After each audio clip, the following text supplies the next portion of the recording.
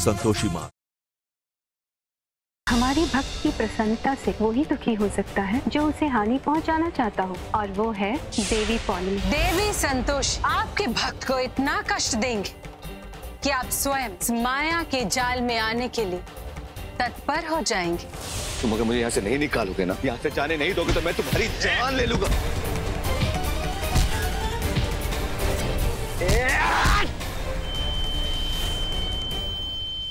संतोषी, संतोषी मैं यहाँ पे हूँ। पापा, उज्जवल भैया। संतोषी का पति तो यहाँ आएंगे। अब कुछ ही दिनों में हम संतोषी को भी यहाँ लेकर आएंगे। फिर दोनों के प्राणों की आहुति देकर हम असुर लोक के विस्तार का प्रक्रिया प्रारंभ करेंगे। आपने हमारी शक्ति तो देखी है, अब इस दुनिया का कमाल भी देखिए। आप में यहाँ की रानी बनने के सारे गुण हैं, इसीलिए मैं आपको ये अवसर दे रहा हूँ। पर एक शर्त है। कैसी शर्त? आने वाली अमावस्या को आपको संतोषी और उसके पति की आहुति देनी पड़ेगी।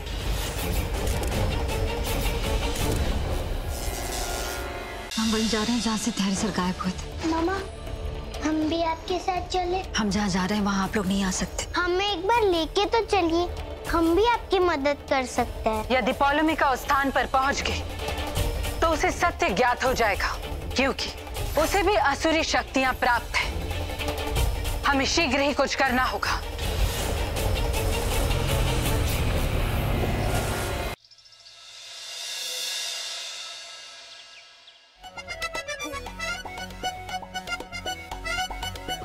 अरे यार, ऐसा लग रहा है कि रसोई का काम करते करते ना हम एक दिन रसोईया ही बन जाएंगे। ये कहाँ हुआ? तुम रो कहाँ रहे हो? अच्छा लो, ये आलू प्याज हम काट देते हैं। ए, पागल हो क्या तुम? है? अगर हमने तुमको काटने दिया ना ये प्याज, तो हनुमान जी हमको काट देंगे। हाँ, बड़ा पेट दर्द है, छुट्टी बहुत ही पेट दर्द है। अरे काटे की रोटी बना के खिलाते हो देवर जी। अरे आतंक मचाए पेट में। आपको कोई डॉक्टर को बुला लो।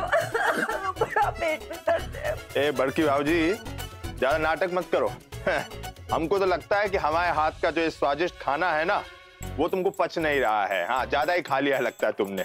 एक काम करो, हींग वाला पानी पी लो, सब ठीक हो जाएगा, फर्स्ट क्लास हो जाओगे एकदम। हाँ, अरे हींग का दर्द नहीं है ये देवर जी।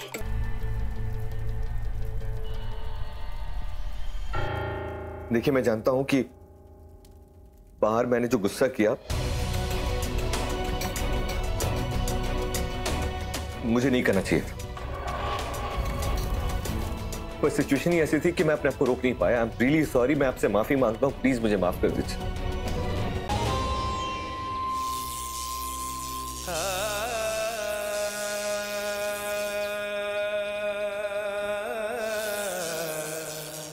धैर्य सर कहाँ चले गए आप?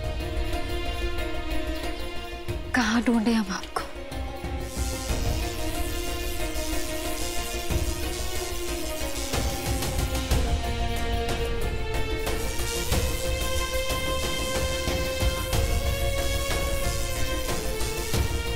अरे धैर्य बेटा, अरे कौन सी दुनिया में खो गए तुम? बेटे, कहाँ ढूंढे हम तुमको?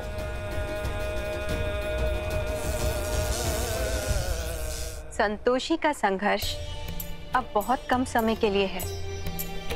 जो प्रेम उसने पुत्री पौलमिका को दिया है, आज वही प्रेम उसकी रक्षा करेगा। हमारी प्रत्येक योजना सफल हो जाती है, किंतु धरतीलोक पर बने इस माया लोक में अनेक विघ्न आ रहे हैं। आइए महारानी, असुर राज के आदेशानुसार अब आपको यहाँ से दूसरी दुनिया में प्रवेश करना है।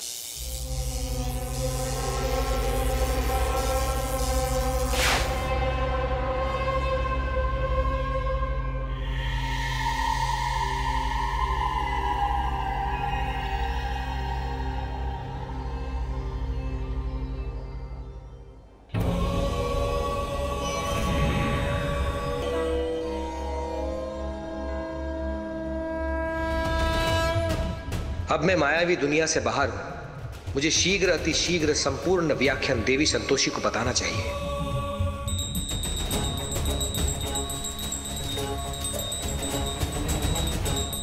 प्रतीत होता है स्वयं देवी संतोषी हमसे संपर्क करना चाहती है।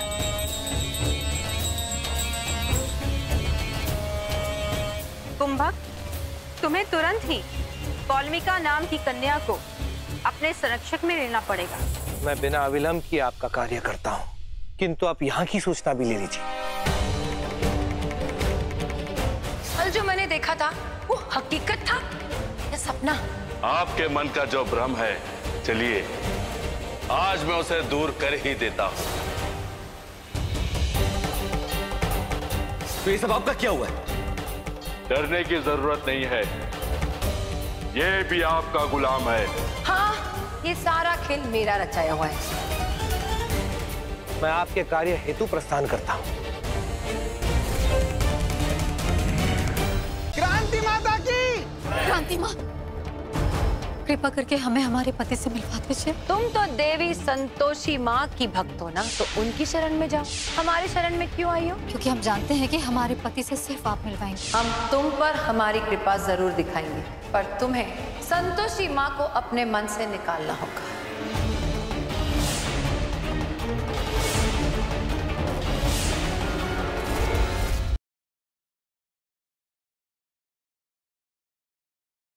हम बात को ना वहीं लेके जा रहे हैं जहाँ से आपकी सच्चाई सामने आती है, और उसी सच्चाई को जानने के बाद ना आपका मंगलसूत्र, आपका सिंदूर और आपका घर हम छोड़ के यहाँ आए हैं। उसका वजह से हम लोगों का बेटा जी को घर छोड़कर आना पड़ा वहाँ से। इस पूजा के बाद मैं तुम्हें इस घर से ले जाऊंगा। बाबूजी नहीं, पूजा के बाद खुदा ही हमें रोक लेंगे। चाहो तो शर्त लगा लो। अगर ऐसा हुआ तो मैं इस घर से अकेला जाऊंगा और उसके बाद कभी वापस नहीं आऊंगा।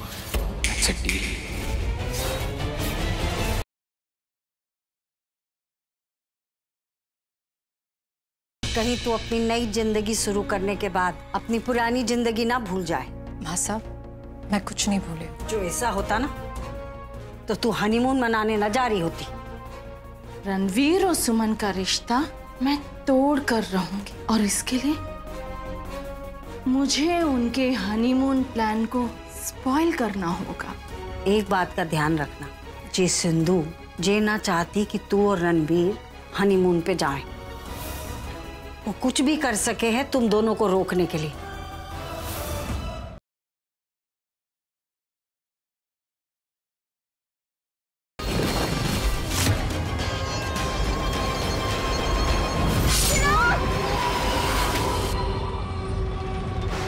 आज पूरा परिवार मरेगा।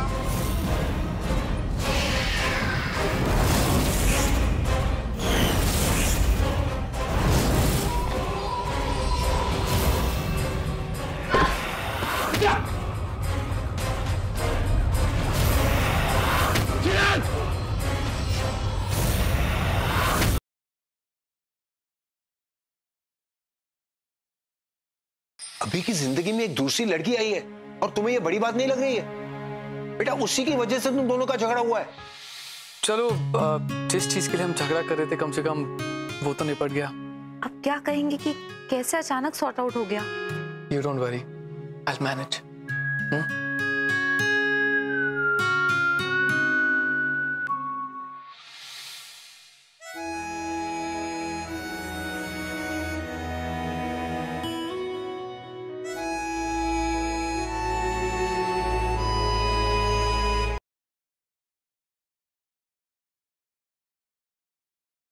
इतना बड़ा खजाना आपके हाथ में लगने वाला है। खजाना?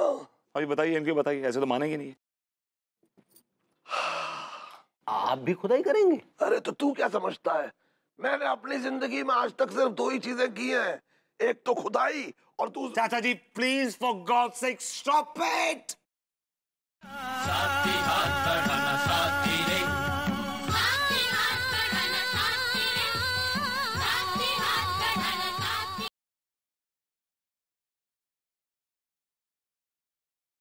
तो अब अगली रस्म मेहंदी और संगीत की होवेगी, तो क्यों ना ऐसा किया जावे कि बड़ और थारे बीच डांस का मुकाबला रखा जावे।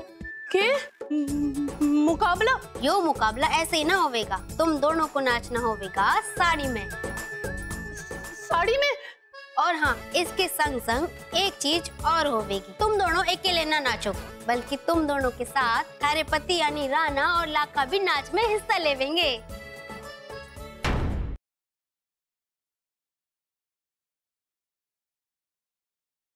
गोकुल के सभी बालकों को भगवान कंस के परम धाम मथुरा लेकर आओ, स्मरण रहे कोई बालक छूटना नहीं चाहिए, क्योंकि भगवान कंस गोकुल के सभी बालकों को एक साथ आशीर्वाद देना चाहते हैं। लल्ला, लल्ला, लल्ला। कान्हा, अब हम साथ नहीं खेल सकते। लेकिन क्यों? गोपिका कह रही थी कंस ने पूतना को गोकुल भेजा था हमें मारने के लिए। लेकिन पूतना तो मर गई, फिर कैसा संकट? संकट है कान्हा, पूतना का भाई बकासुर तो हमें जीवित ही निकल सकता है।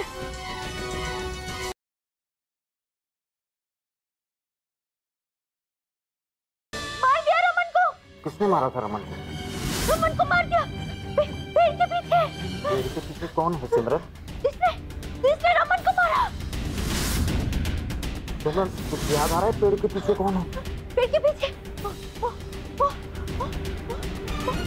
क्या करूं? इसे कैसे रोकूं? लगता है इसने सब देखा है, ये मेरा राज खोल सकती है।